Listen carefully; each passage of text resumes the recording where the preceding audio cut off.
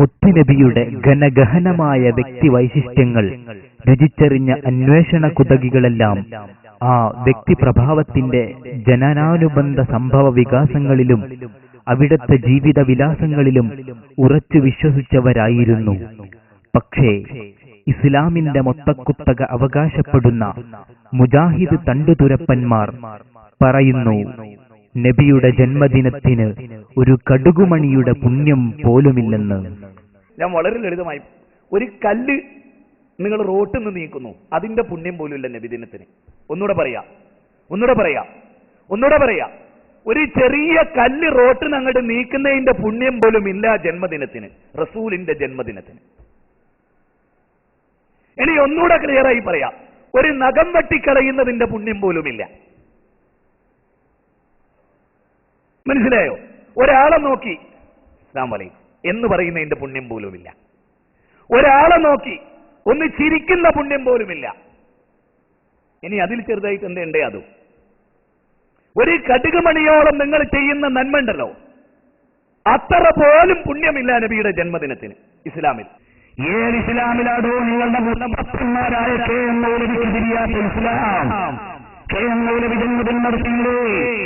റബീഉൽ അവ്വലിന്റെ ജന്മദിനം മദ്രസയിൽ നടത്തിയെന്ന് കേരള നദുവത്തുൽ മുജാഹിദിന്റെ ചരിത്രബുക്കിൽ എഴുതിയിട്ടില്ലേ?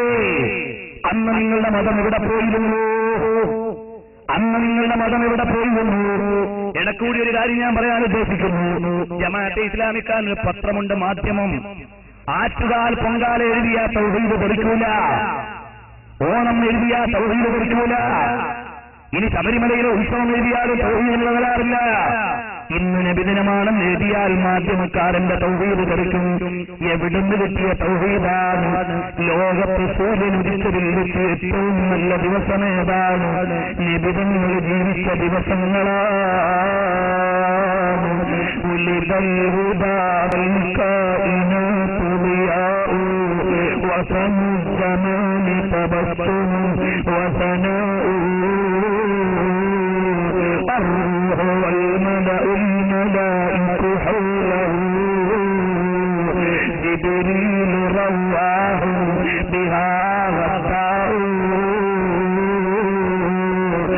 സല്ലല്ലാഹു അലൈഹി വസല്ലം തങ്ങൾ ജനിക്കുമ്പോൾ ലോകം മുഴുവൻ പ്രതീക്ഷമാകുന്നു.